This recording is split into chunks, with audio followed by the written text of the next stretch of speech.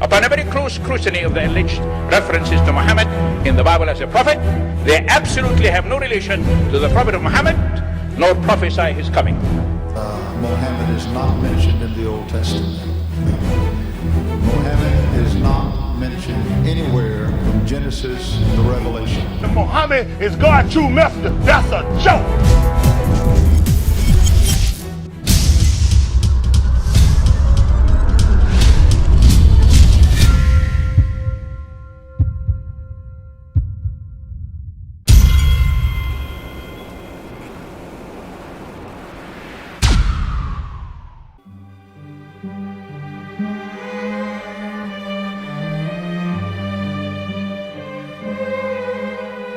Lo, we inspire thee as we inspired Noah and the prophets after him, as we inspired Abraham and Ishmael and Isaac and Jacob and the tribes, and Jesus and Job and Jonah and Aaron and Solomon, and as we imparted unto David the Psalms.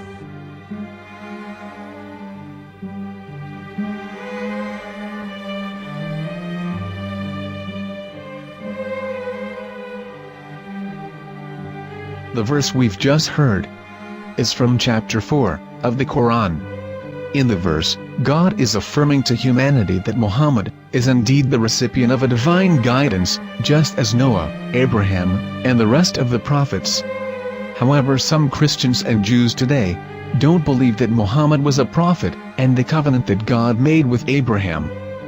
And since the Quran is not their book of authority, in this video I'm going to show you that the book you're holding in your hands contains the name off the seal of prophethood, the Prophet Muhammad.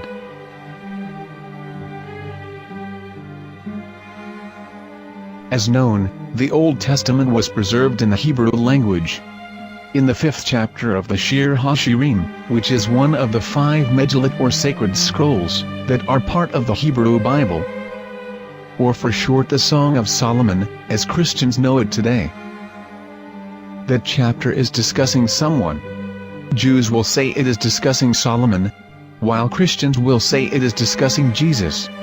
Considering this is the Songs of Solomon, it would seem logical that it is discussing Solomon.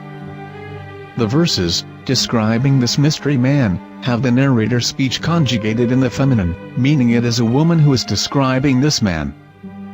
So it is possible that it is one of Solomon's wives discussing her husband Solomon. However, Christians assert that Jesus is being discussed, and that the chapter is describing a man who was not yet alive at that point. A prophecy.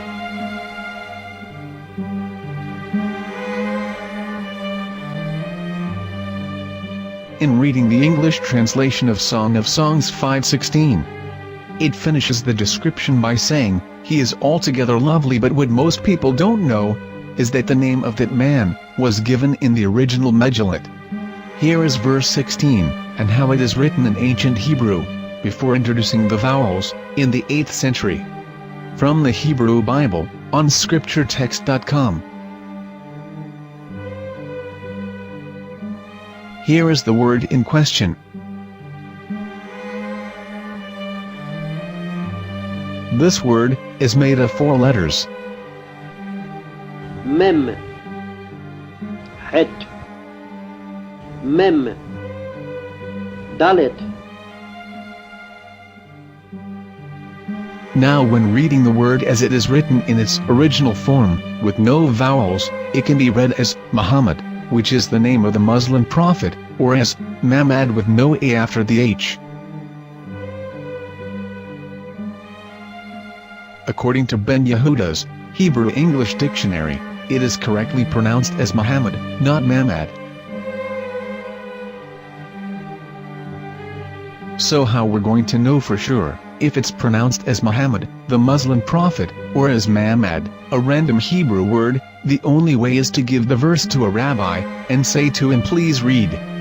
Here is the Song of Songs 5:16, and how it is read by a rabbi from a Hebrew Jewish site. Please notice, the im in Hebrew is a plural of respect.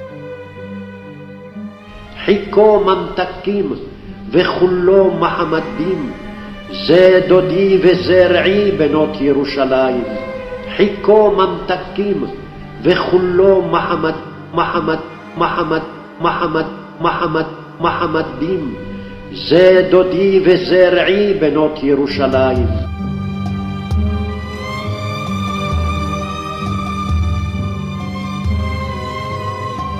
We are coming out from the darkness. There are no other gods but God, and Muhammad is his messenger.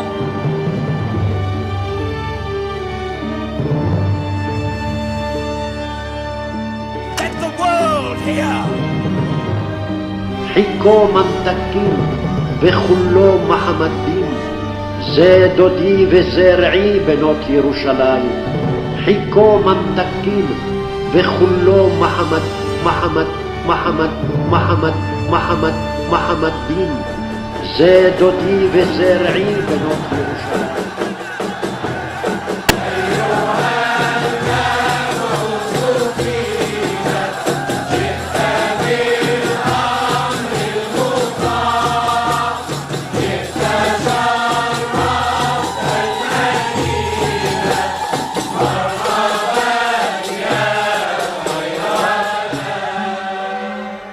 Here is the famous SDL translation tool, which includes a professional human translation as well as an online translation.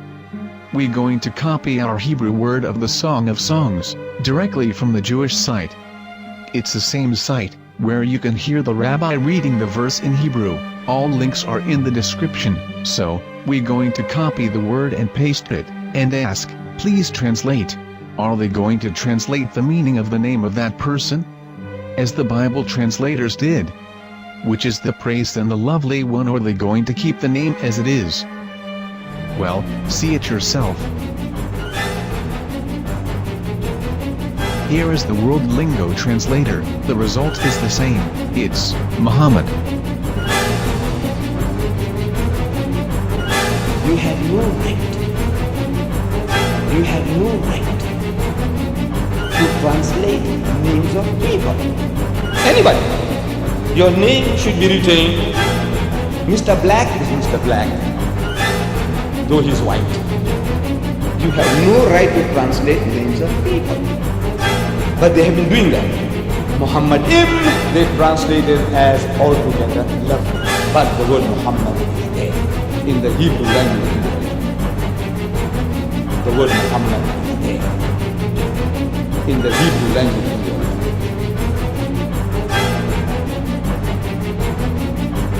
I will tell you a story from my own personal experience. Years ago, I used to spend every Sunday afternoon in a place called Speaker's Corner. And in my years down there, I got to know a Jewish rabbi. He was a very nice man. He used to listen to me, and he was always very polite and talked about Islam in a very nice way.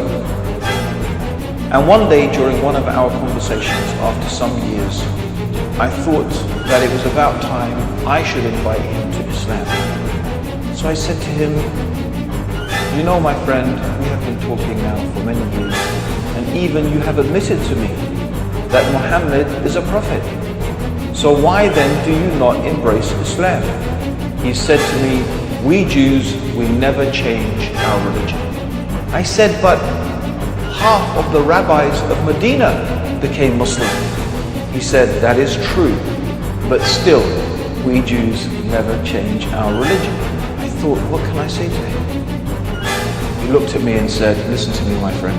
God sent to us a prophet Moses, and we didn't even listen to him. Do you think we're going to listen to another prophet after him? From another tribe? From another people? When he said that, I had nothing left to say. He knew that Muhammad was a prophet. In fact, another rabbi also came up to me and he said to me, we know Muhammad is a prophet, and he quoted to me a passage from the Bible